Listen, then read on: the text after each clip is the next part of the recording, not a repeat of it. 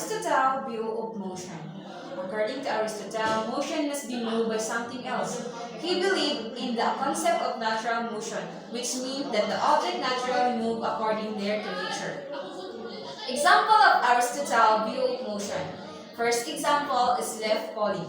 According to Aristotle's view of motion, the leaf falling from a tree is a natural motion because it is moving towards its natural place, which is the ground. He believed that objects fall to the ground because they have a natural tendency to do so, and this tendency arises from the intrinsic properties of the objects. In the case of a leaf, its weight and tendency cause it to fall towards the ground. Aristotle also believed that object in motion requires a force to keep them in motion.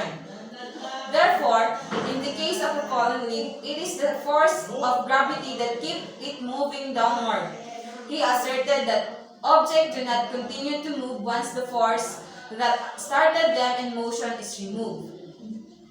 In the case of falling leaf, once it reaches the ground, it stops moving because there is no more forcing acting on it. Overall, Aristotle's view of motion in the falling leaf is grounded in his belief that objects have natural tendencies towards certain behaviors, and these tendencies arise from the intrinsic properties of the object themselves.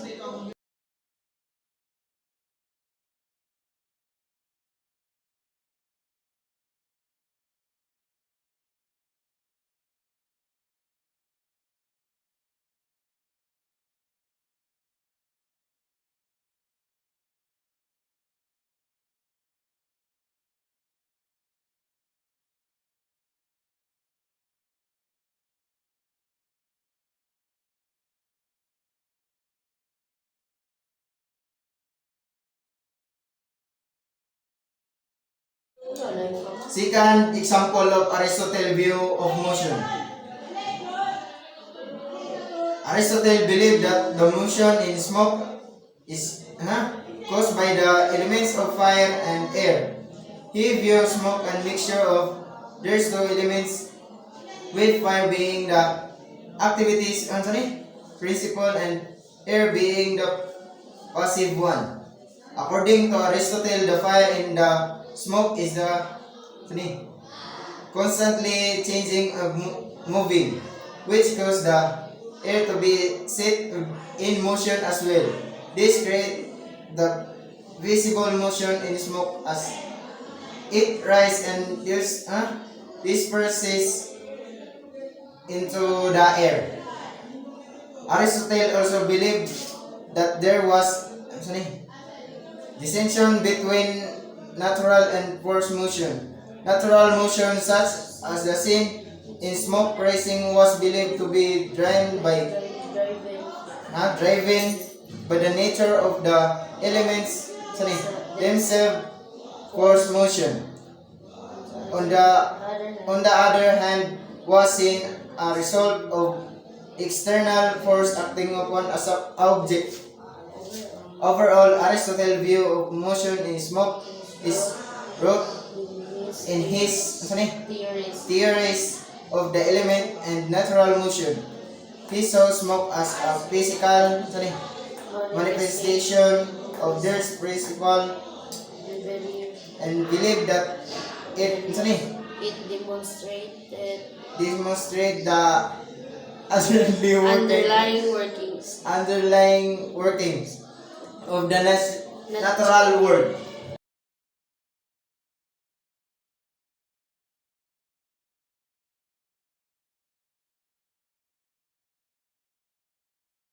Example of Isaac Newton, the car moving to the right.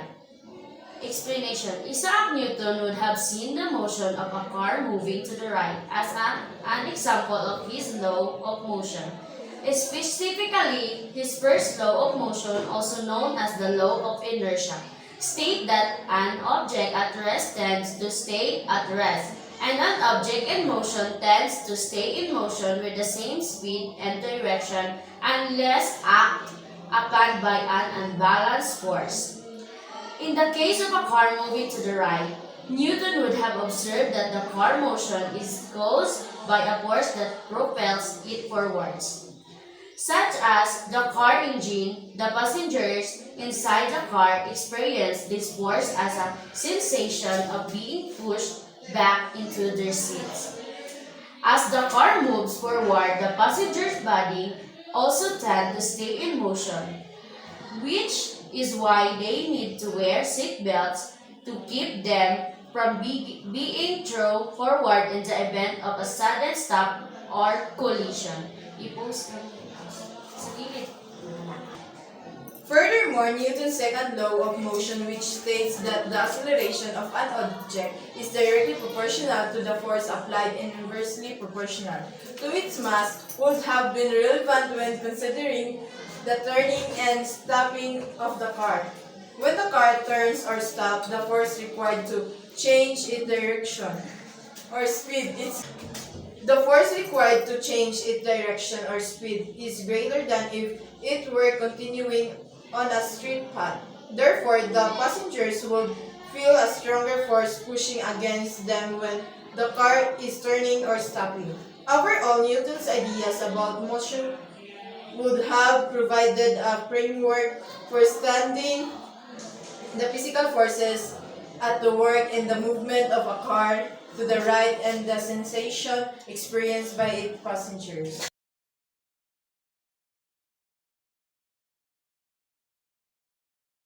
Isaac Newton's view of motion states that an object at rest stay at rest and an object in motion stay in motion with the same speed and in the same direction unless acted by an external force. In this case of a dead body on a table, the body would stay in a state of rest unless moved by an external force, such as someone pushing or lifting it. Once the body is in motion, it would continue to move at a constant speed in the same direction, unless acted by another force such as friction from the table or air resistance.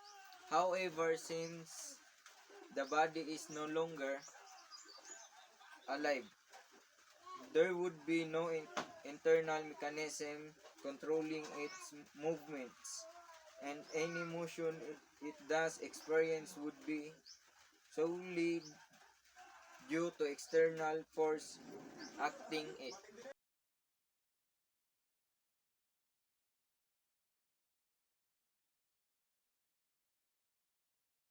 According to Newton's third law of motion, for every action, there is an equal and opposite reaction.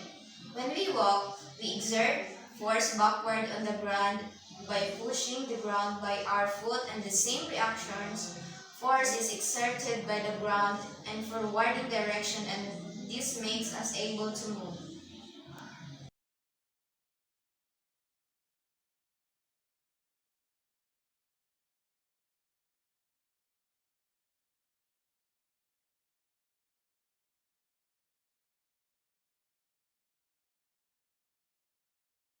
Galileo's view of motion is that all objects, regardless of their mass, will move at a constant speed unless acted upon by external force. He proposed that nature has no inherent tendency to move in any particular way, and that motion is relative to the observer's frame of reference.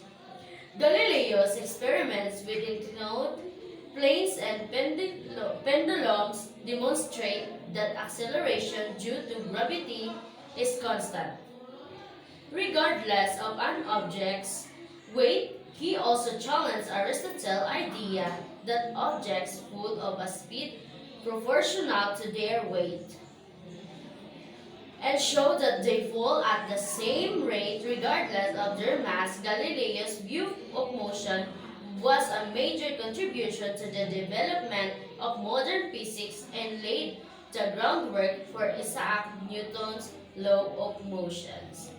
Galileo's example. Galileo's view of motion can be observed in a simple experiment involving a paper and a stone. Galileo believed that all objects, regardless of their mass, fall at the same rate due to gravity. Demonstrate this can